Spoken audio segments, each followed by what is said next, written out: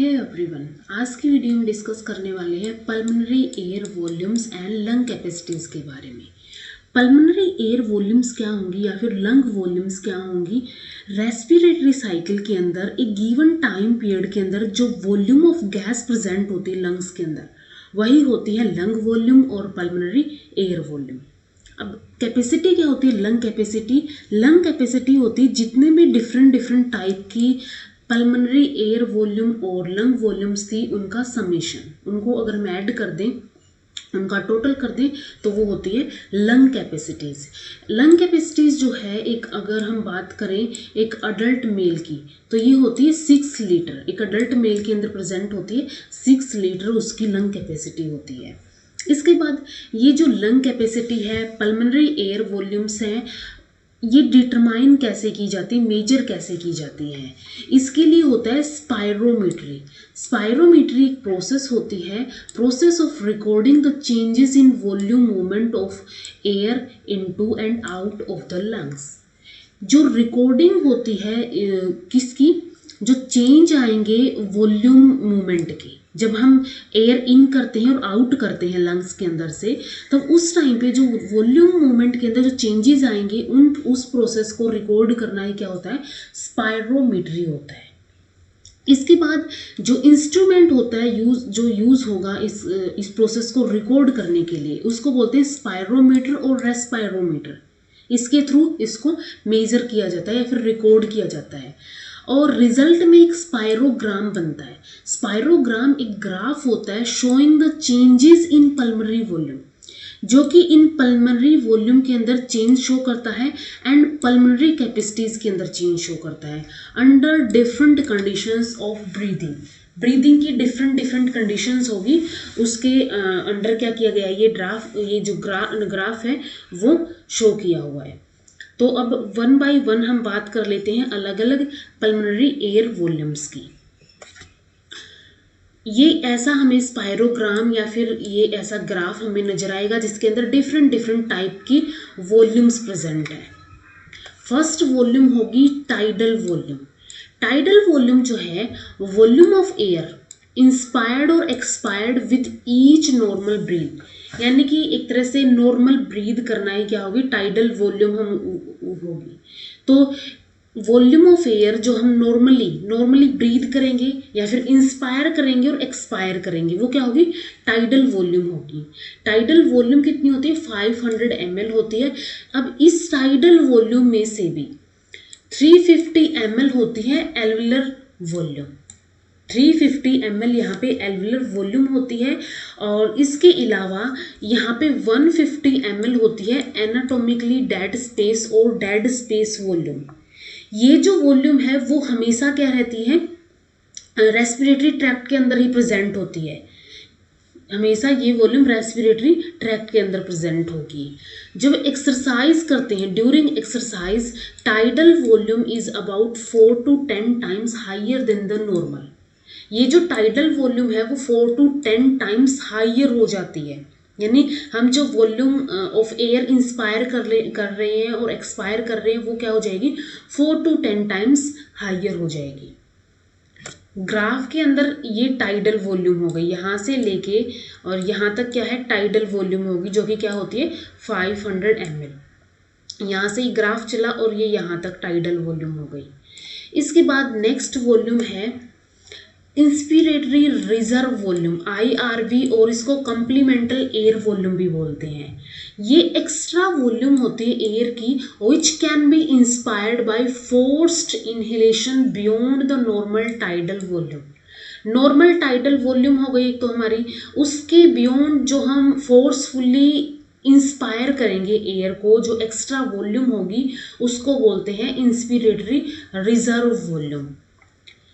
It is the deepest possible inspiration. हम जो deepest एक तरह से इंस्पिरेशन है, ये इंस्पिरेटरी रिजर्व वॉल्यूम ही होती है। ये होती है 2000 to 3000 ml और 2 to 3 लीटर इसकी वैल्यू होती है। ग्राफ में अगर हम इसको देखें, ये होगी इंस्पिरेटरी रिजर्व वॉल्यूम। अब इसके अंदर यहाँ तक तो थी टाइडल वॉल्यूम, यहाँ तक टाइडल वॉल्यूम प्रेजेंट थी। अब जो ये ग्राफ है यहाँ से लेके और नेक्स्ट यहाँ तक, ये क्या होगा, inspiratory reserve volume. Next is the inspiratory capacity. Inspiratory capacity क्या होगी, inspiratory reserve volume plus tidal volume का sum. Amount of air that a person can inhale to the maximum level. अपने खुद के मैक्सिमम लेवल तक कोई भी person जो अमाउंट ऑफ एयर इनहेल करता है वही उसकी इंस्पिरेटरी कैपेसिटी होती है। इंस्पिरेटरी कैपेसिटी किसके इक्वल होगी, IRV प्लस टाइडल वॉल्यूम की। और हमने अभी डिस्कस किया था टाइडल वॉल्यूम होती है 500 ml एंड जो IRV इंस्पिरेटरी रिजर्व वॉल्यूम होती है ये होती है 2000 to 3000 ml। तो इन टोटल ये कितनी हो जाएगी, 2500 to 3500 ml और 2.5 to 3.5 लीटर हो जाएगी। तो ये क्या होगी, इंस्पिरेटरी कैपेसिटी, दोनों का सम करना। तो हमने अभी डिस्कस किया था ये टाइडल वॉल्यूम होगी यहाँ से लेके यहाँ तक, और ये क्या होगी, इंस्पिरेटरी रिजर्व वॉल्यूम होगी। अगर हम इन दोनों को सम कर दें, इन दोनों का सम कर देंगे तो वो क्या आ जाएगी, हमारी इंस्पिरेटरी कैपेसिटी आ जाएगी। तो यहाँ से लेके यहाँ तक की इंस्पिरेटरी कैपेसिटी आ जाएगी। अगर ग्राफ की बात करें तो ये यहाँ से लेके अप गया और डाउन आ गया, ये इंस्पिरेटरी कैपेसिटी होगी। Next is the expiratory reserve volume और सप्लीमेंटल एयर वॉल्यूम। ये होती है amount of air that can be expired by forceful expiration after the end of normal tidal expiration. एक तो हमने नॉर्मली सांस ली और बाहर छोड़ दी, वो होगी टाइडल वॉल्यूम। और एक हमने क्या किया, सांस ली और उसको बाहर छोड़ रहे हैं, और जब हम उसको एक्सपायर कर रहे हैं, जब हम बाहर छोड़ रहे हैं तो हम फोर्सफुली एक्सपायर कर रहे हैं।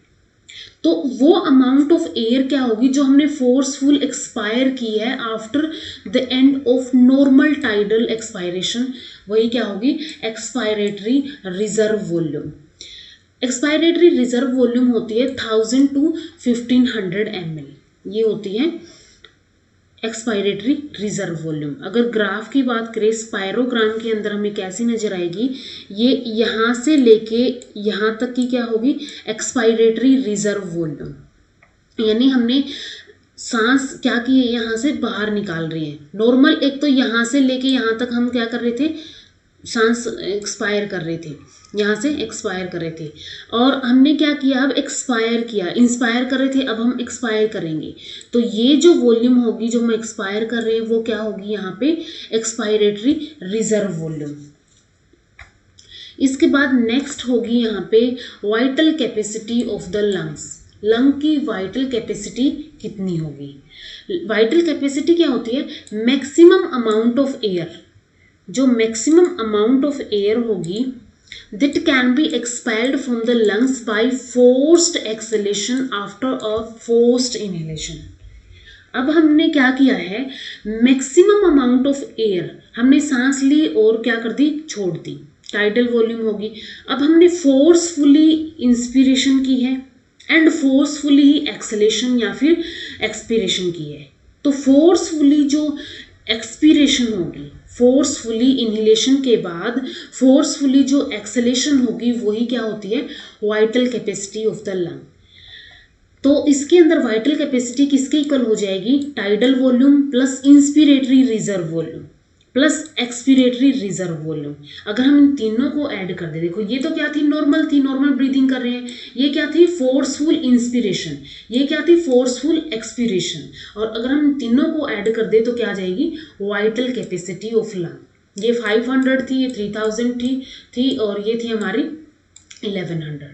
तो ये इन टोटल हमारी 4600 ml आ जाएगी।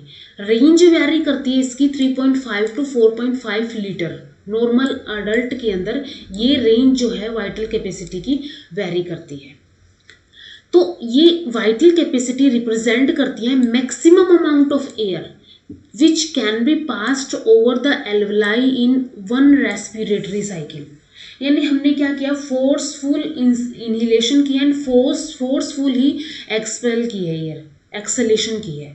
तो ये वॉल्यूम रिप्रेजेंट करती कि हमारी जो कैपेसिटी है या फिर जो हमारे लंग्स के अंदर से मैक्सिमम अमाउंट ऑफ एयर इतनी ही पास हो सकती है एक रेस्पिरेटरी साइकिल के अंदर। हायर होती है एथलीट्स के अंदर, माउंटेन ड्वेलर्स के अंदर, मैन एंड यंग के अंदर। इसके बाद अगर वाइटल कैपेसिटी जितनी ज़्यादा हायर होगी, higher the vital capacity greater is the capacity to increase the ventilation, उतनी ही वेंटिलेशन की कैपेसिटी जो होगी लंग्स की वो इंक्रीज होगी टू इंक्रीज गैस एक्सचेंज। अब ज़्यादा वॉल्यूम हम ले रहे हैं तो ज़्यादा वॉल्यूम हमें निकालनी भी पड़ेगी, तो गैस एक्सचेंज भी क्या हो जाएगा वहाँ पे इंक्रीज हो जाएगा। तो हायर द वाइटल कैपेसिटी, जितनी ज़्यादा वाइटल कैपेसिटी हायर होगी उतनी ग्रेटर कैपेसिटी होगी to increase the ventilation of lungs, to increase the gas exchange. अब ये जो वाइटल कैपेसिटी है वो रिड्यूस्ड भी होती है, ये तो इंक्रीज हो गई लेकिन ये रिड्यूस्ड होती है बाय स्मोकिंग। जो पर्सन स्मोक करते हैं उनके अंदर उनकी वाइटल कैपेसिटी क्या होती है, लो हो जाती है, रिड्यूस हो जाती है। अगर हम स्पायरोग्राम के अंदर इसको देखें तो ये हो गई वाइटल कैपेसिटी, जिसको हमने क्या किया था, टाइडल वॉल्यूम होगी, इंस्पिरेटरी रिजर्व वॉल्यूम होगी और एक्सपिरेटरी रिजर्व वॉल्यूम होगी। अगर इन तीनों को हम ऐड कर दें तो क्या आ जाएगी, वाइटल लंग कैपेसिटी, यानी कि वाइटल कैपेसिटी जो होती है लंग की वो आ जाएगी। Next is the residual volume. Residual volume होती है volume of air still present in the lung alveoli. Lung alveoli के अंदर जो वॉल्यूम प्रेजेंट रहती है even after the most forceful expiration.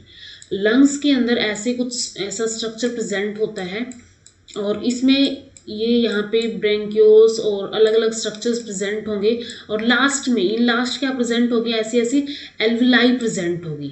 तो यहाँ पे ही क्या होता है, एक्चुअल एक्सचेंज होता है गैसेस का। तो ये वो वॉल्यूम है जो इन एल्वेलाई के अंदर प्रेजेंट रहती है even after the most forceful expiration. चाहे हम कितनी ही फोर्सफुल एक्सपिरेशन कर ले, चाहे कितनी जोर लगा के सांस निकाल लें, लेकिन ये रेजिडुअल वॉल्यूम जो है हमारी एल्वेलाई के अंदर प्रेजेंट रहती ही रहती है। ये होती है 1500 ml। This volume can never be expelled out by respiration. कभी भी हम इसको रेस्पिरेशन के थ्रू एक्सपेल नहीं कर सकते हैं। इसके बाद अगर हम नेक्स्ट बात करें फंक्शनल रेजिडुअल वॉल्यूम की। फंक्शनल रेजिडुअल वॉल्यूम क्या होती है, amount of air left in the lungs after the normal expiration.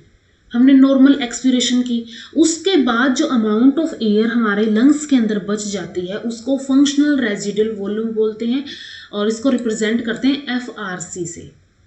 ये होती है 2500 ml।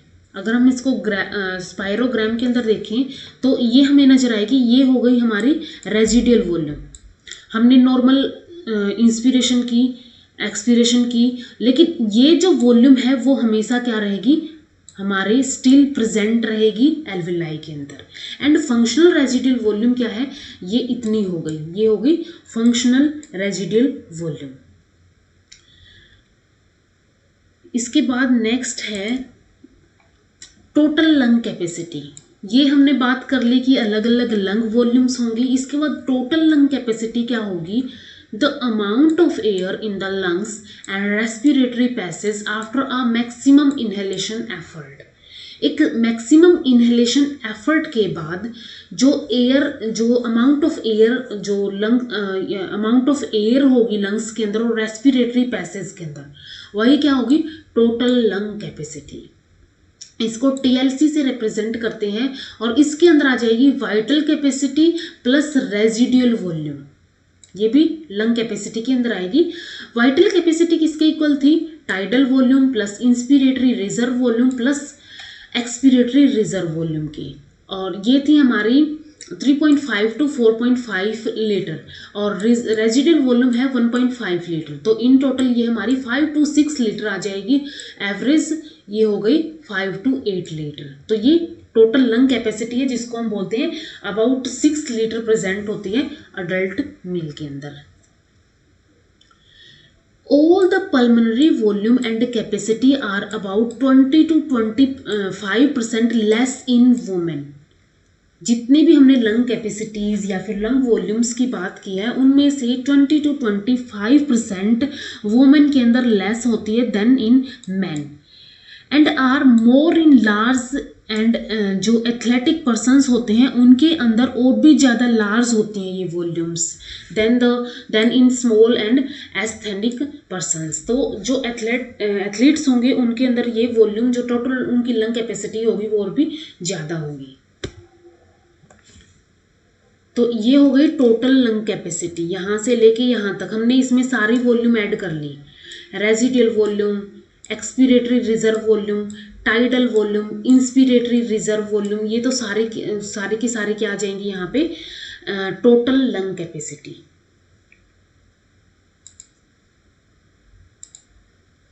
नेक्स्ट एक टर्म आती है minute respiratory volume. Minute respiratory volume क्या होगी? Total amount of air which is moved into respiratory passage. Respiratory passage के अंदर जो अमाउंट ऑफ एयर मूव करेगी पर मिनट, 1 मिनट के अंदर, वो क्या होगी? इसकी माइन्यूट रेस्पिरेटरी वॉल्यूम होगी। Equal to the product of tidal volume and respiratory rate. जो टाइडल वॉल्यूम है और रेस्पिरेटरी रेट है, टाइडल वॉल्यूम कितनी होती है? 500 ml होती है एंड नॉर्मल रेस्पिरेटरी रेट होता है 12 टाइम्स पर मिनट। तो इन दोनों का प्रोडक्ट क्या होगा? वो इक्वल होगा माइन्यूट रेस्पिरेटरी वॉल्यूम के। तो माइन्यूट रेस्पिरेटरी वॉल्यूम किसके इक्वल आ जाएगी? हमारी आ जाएगी 6 लीटर पर मिनट के। Next is the minimal air volume. Minimal air volume होती है amount of air in the collapsed lung after the thorax is open. जब थोरैक्स ओपन किया जाता है तो जो amount of air collapsed lung के अंदर बचती है वो क्या होती है? Minimal air volume. तो ये लंग वॉल्यूम्स की हमने बात कर ली है कि डिफरेंट डिफरेंट टाइप की लंग वॉल्यूम्स प्रेजेंट होती है। एक लास्ट और बच गई है एल्विलर वेंटिलेशन। क्या होता है? The rate at which the fresh air reaches the alveoli. जो अमाउंट ऑफ एयर है, जो रेट है जिस रेट से फ्रेश एयर एल्विलाई के अंदर पहुंचती है and other adjoining exchange areas like alveolar duct, alveolar sacs, respiratory bronchioles, यानी कि उसके जो आसपास के एडजॉइनिंग स्ट्रक्चर्स हैं। तो जिस रेट से फ्रेश एयर एल्विलाई के अंदर पहुंचती है उसको क्या बोलते हैं? Alveolar ventilation. Determines the concentrations of oxygen and carbon dioxide in the alveoli. Alveolar ventilation से हम क्या डिटरमाइन कर सकते हैं कि जो ऑक्सीजन एंड कार्बन डाइऑक्साइड की कंसंट्रेशन कितनी है एल्विलाई के अंदर, वो हम यहाँ पे डिटरमाइन कर सकते हैं। अगर हम इसको कैलकुलेट करें, एल्विलर वेंटिलेशन पर मिनट इसके इक्वल होगा रेट ऑफ रेस्पिरेशन, जिस रेट से फ्रेश एयर आई है, मल्टीप्लाइड बाय टाइडल वॉल्यूम, और इसमें से हम टाइडल वॉल्यूम में से माइनस कर देंगे डेड स्पेस वॉल्यूम को। डेड स्पेस वॉल्यूम कितनी थी हमारी? 150 ml। तो रेट ऑफ रेस्पिरेशन था 12 एंड टाइडल वॉल्यूम थी 500, जिसमें से हमने डेड स्पेस वॉल्यूम जो है वो क्या कर दिया? माइनस कर दिए, क्योंकि वो वॉल्यूम क्या है? हमारी रेस्पिरेटरी ट्रैक्ट के अंदर रहेगी। तो ये इन टोटल हमारी 4200 ml पर मिनट आ जाएगी एल्विलर वेंटिलेशन। अगर हम इसको एक टेबल के में समझें, टाइडल वॉल्यूम हो गई 500। एक तरह से अगर जितनी भी वॉल्यूम्स की हमने बात की है, अगर हम उसको दोबारा से देखें, इंस्पिरेटरी रिजर्व वॉल्यूम ये हो जाएगी 2000 to 3000 ml। इंस्पिरेटरी कैपेसिटी, यानी इन दोनों वॉल्यूम्स को अगर हम ऐड कर देंगे, tidal volume plus inspiratory reserve volume को ऐड कर देंगे तो क्या जाएगी? Inspiratory capacity. Next is the expiratory reserve volume 1000 to 1500। Vital capacity आ जाएगी यहाँ पे 3500 to 4500 ml। रेजिडुअल वॉल्यूम है 1500 ml and the total lung capacity in volumes को जब हम ऐड कर देंगे तो ये आ जाएगी हमारी 5000 to 6000 ml। इसके बाद फंक्शनल रेजिडुअल कैपेसिटी हो जाएगी, ये हो जाएगी 2500 ml MRV यानी कि जो मिनिमल रेजिडल वॉल्यूम थी, मिनिमल रेस्पिरेटरी वॉल्यूम थी, ये आ जाएगी minimal respiratory minute respiratory volume, ये आ जाएगी हमारी 6000 ml एंड एलुलर वेंटिलेशन ये आ जाएगी 4200 ml। तो ये डिफरेंट टाइप की पल्मोनरी एयर वॉल्यूम्स और लंग कैपेसिटी है। अगर हम एक ही स्लाइड के अंदर सारी वॉल्यूम्स को देखें तो tidal volume, volume of air inspired और expired with each normal breath, जो नॉर्मल हम ब्रीदिंग करते हैं, जो वॉल्यूम ऑफ एयर होती है इंस्पायर एंड एक्सपायर की जाती है, वो होती है टाइडल वॉल्यूम। IRV यानी कि inspiratory reserve volume, extra volume of air which can be inspired by forced inhalation beyond the normal tidal volume. Normal tidal volume के बियॉन्ड जो एक्स्ट्रा वॉल्यूम होगी एयर की, जो इंस्पायर की जाती है फोर्सफुली, वो होगी inspiratory reserve volume. Inspiratory capacity होगी amount of air that a person can inhale to the maximum level, अपने मैक्सिमम लेवल तक कितनी इनहेल कर सकता है, वो इसकी हो जाएगी इंस्पिरेटरी कैपेसिटी। एंड ERV हो जाएगा amount of air that can be expired by forceful expiration, forcefully हमें सांस बाहर छोड़ना क्या हो जाएगी, expiratory reserve volume. Next is the vital capacity, maximum amount of air that can be expelled from the lungs by forced exhalation after a forced inhalation। Force सांस लेना and forcefully सांस निकालना क्या हो जाएगी, जो वो मैक्सिमम एयर होगी जो हमने ली है और निकाल ली है, वो क्या हो जाएगी vital capacity. Residual volume, volume of air still present in lung alveoli, जो लंग एल्विलाई के अंदर प्रेजेंट रहती है even after the most forceful expiration, most forceful expression के बाद भी जो रहती है वो हो जाएगी residual volume. And next is the TLC is the total lung capacity, amount of air in the lungs and respiratory passage after a maximum inhalation effort. जो मैक्सिमम इनहेलेशन एफर्ट के बाद जो होगा, मैक्सिमम इनहेलेशन एफर्ट के बाद जो total air है lungs के अंदर और रेस्पिरेटरी पैसेज के अंदर, तो वो क्या हो जाएगी टोटल लंग कैपेसिटी। या फिर हम इसको सिंपली क्या बोल सकते हैं, जितने भी एयर वॉल्यूम्स हैं उनको क्या करना, हमारे सम ऑफ करना। FRC क्या होगी, फंक्शनल रेजिडुअल वॉल्यूम जो थी, functional residual capacity, amount of air left in the lung after the normal expiration.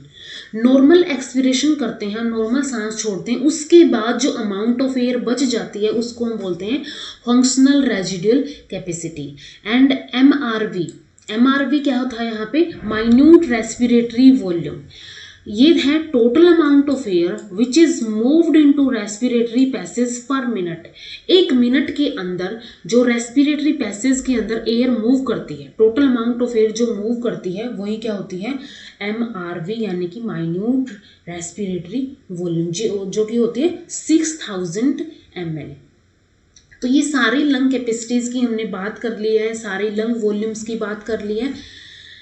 इस वीडियो में इतना ही। नेक्स्ट में हम डिस्कस करेंगे जो मैकेनिज्म होता है एक्सचेंज ऑफ गैसेस का, कैसे ऑक्सीजन का एक्सचेंज होता है ब्लड के अंदर, कैसे कार्बन डाइऑक्साइड का एक्सचेंज होता है, तो वो हम डिस्कस करेंगे नेक्स्ट वीडियो के अंदर। If you like the video please do like, share with your friends and subscribe the channel.